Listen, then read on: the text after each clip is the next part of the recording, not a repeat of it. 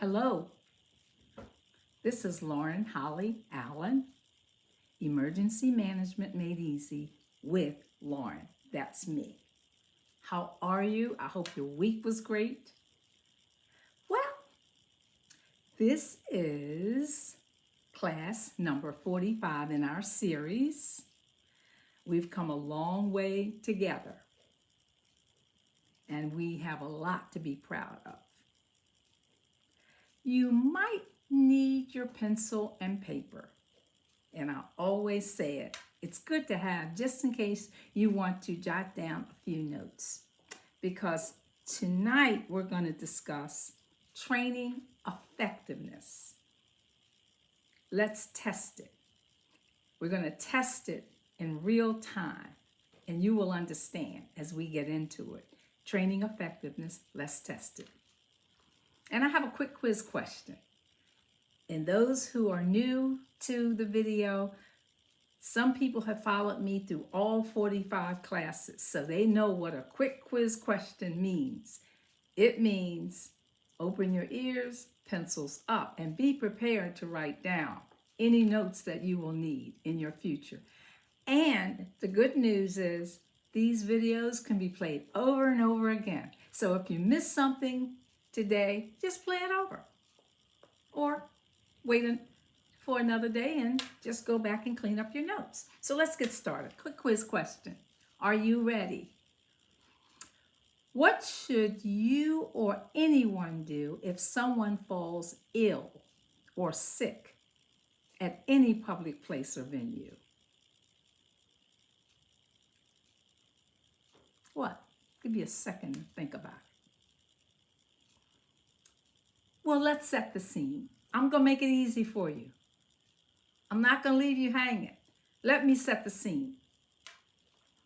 It could happen at church, on a cruise, or any public venue. It seems obvious the staff training preparation and drills should have developed muscle memory. The team should take immediate action. After all, their training is ongoing and everyone is prepared for emergencies in real time. That's what we've done all 45 trainings. Prepare you for emergencies in real time, or at least give you the tools so you will know what to do if an emergency happens.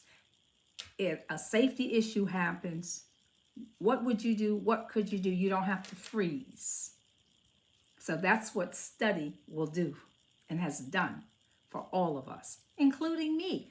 I'm reviewing as I'm teaching, which is wonderful. So the team should take immediate action, right? After all, the training is ongoing and everyone is prepared for emergencies in real time. It's called muscle memory.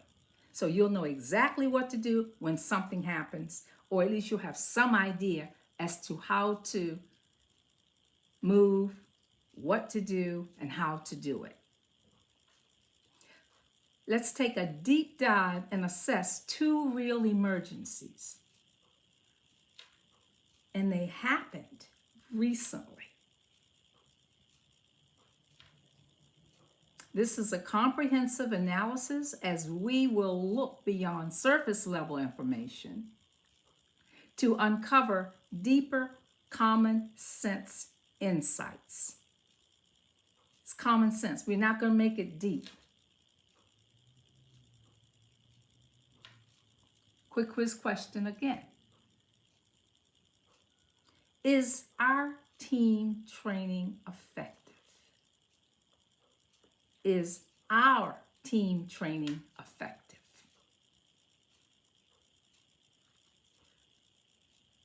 I am on the board member, I'm a board member and congregant who wrote the emergency plan for my church.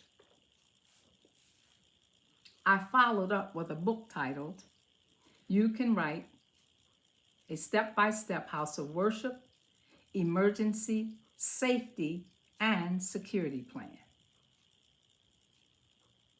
by Lauren, Lauren, Holley, Holly,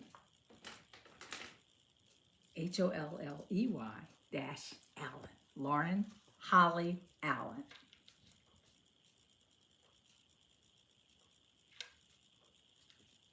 I left something out. The training and resources are ongoing and provided by the senior pastor and assistant pastor, including the trustee board and stewards, with staff at every level in my worship house. At every level. It's ongoing. It really never stops. There's always learning going on. That's how we've designed it. Scenario 1. Pencils out. A person, an adult, fell ill at my worship house. The team response was immediate action. The gentleman was separated from the congregation and moved into the lobby area in the next room. The glass doors were shut to provide as much privacy as possible. I was seated away from the incident, the 4th row in front of the church, but I was able to observe everything going on. An immediate response. I observed our assistant pastor motion to our registered nurse and medical doctor to meet her in the lobby. The head trustee and others were attending to the patient up front in the lobby. The emergency medical team and a fire truck arrived shortly after 911 was called. Fortunately for us, our fire department is approximately 6 blocks away. I would say 6 country blocks. The ill person was placed on a gurney and taken to the hospital. His family followed him by vehicle. Our senior pastor and guests remained seated with our congregation, with the congregants, until the service ended. Everyone finished up, said our prayers, did what we had to do, and there was no panic. Everyone looked forward. We finished up, and what was going on in the outer lobby was separate from what we were doing. The assistant pastor was the lead emergency manager. That was her duty. That was her title at that time. She stood on the pew, which is higher up, and motioned to the door attendants everyone should exit from the left door, and coats and hats were handed to them at the bottom of the steps outdoors on a sunny afternoon. In addition, the elderly and handicapped persons were helped down the stairs on the way. 4 steps. I observed our head trustee wheeling an elderly woman out of the front lobby doors after the patient left the lobby with the ambulance team. In addition, 2 other guests, our church elder and his wife, were allowed to leave as well because the patient was already in the ambulance. I discussed the emergency and evacuation with my pastor, and I gave our team, including security, a A+ grade for the response. I hope I'm not biased, but I could be a little. But I have to say to you, they did an excellent job. It was marvelous, because it would have been the same if it was a fire alarm and they had to evacuate. No difference. Everyone moved quickly, they followed directions, and the trustees, the door staff, everyone, everyone, the assistant pastor, her performance was flawless. And my senior pastor was able to do her job as pastor up front, and she didn't have to move. Everything was taken care of. That's an A+. Yes, you can see I'm proud. I'm as proud as a peacock, as my former pastor used to say. Yes. Shall we go on? Okay. It's a little different, isn't it? Scenario 2. I'm so proud I'm not, yeah. You know how I do the words, okay. Scenario 2. A concert on a cruise ship. While vacationing just a few months ago, I was seated on the second level after walking from the lobby down the steps. An elderly woman walked down the steps to my right and tripped on the carpeted steps. She fell face down on the steps. She appeared to be unconscious and she just didn't move. It was really scary.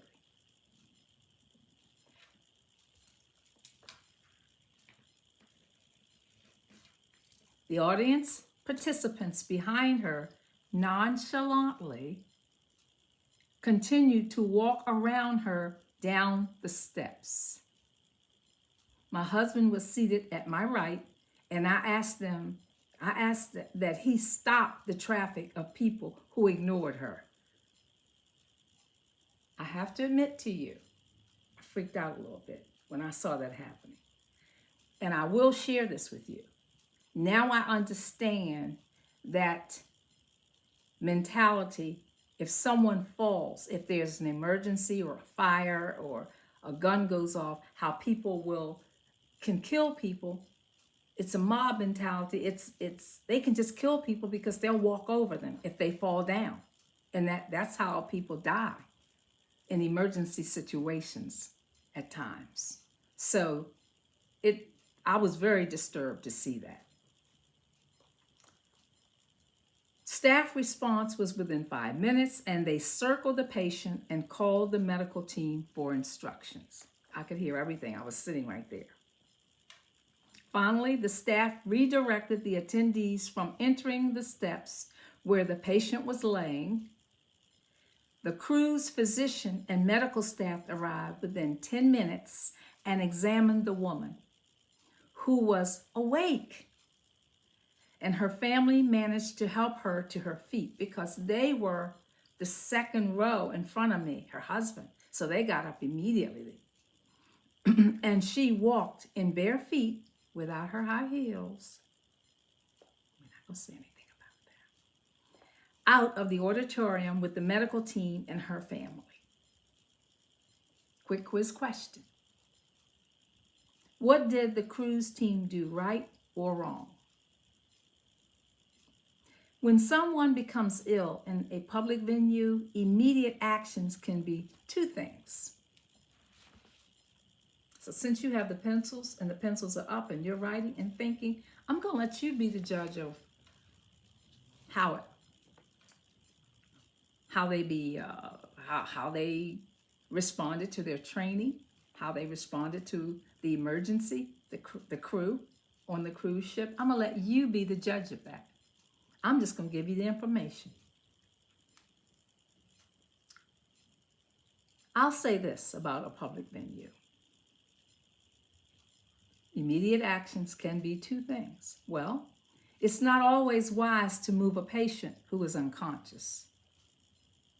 And the best course of action can be to keep the person warm while someone immediately calls 911 or the designated medical team, either or. However, because the person is in a public area, if possible, feasible, and conscious, The immediate action is to carefully separate the sick individual from the crowd. And you have to be the judge of that. Contact on-site medical staff 911 for severe medical issues. In the auditorium or at home, the injuries could result from a stroke, a heart attack, or a slip, trip, or fall. Like in this instance, she fell. Notify staff or security according to your written emergency plan, whatever your emergency plan is, or protocol, or venue management, and event planners should be contacted. Whoever's responsible. Could be just your security team. Emergency planning before any event occurs. All venues should have established written protocols for handling emergencies. This can include pre-planned quiet areas for sick individuals, for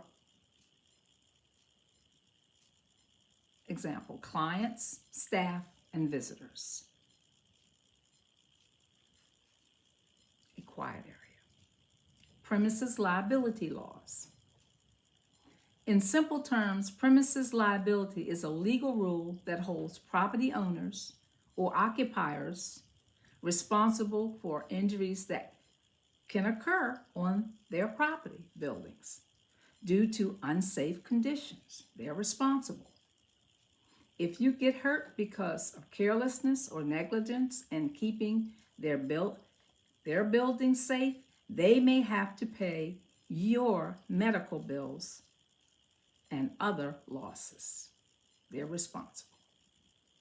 Liability and legal considerations. Hope you're writing this down in case you ever need it. You don't automatically win because you are hurt or injured on the premises. You must prove the owner was negligent, meaning they failed to act responsibly and reasonably. Residence liability issues could be an issue if the owner fails to remove snow or ice from the property. Duty of care. Building venue owners and organizations must provide a safe environment under premises liability laws. That's the law. Documents. File an official injury or incident report with the organization to document the event. A copy is in your useful forms section of my book. I have a whole section of useful forms that anyone can use in almost any situation. And so a copy of an injury or incident report is there for your use. Business owners, pastors, security team. Contagious diseases.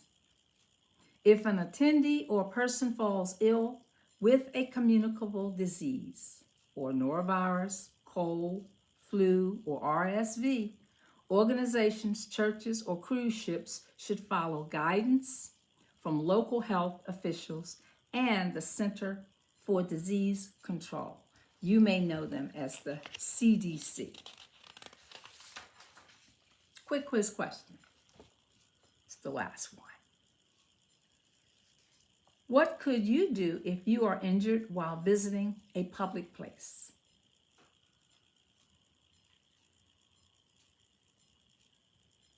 You can sustain a serious injury, and it can happen anywhere at any time as a result of negligence. Prepare to consult with an attorney.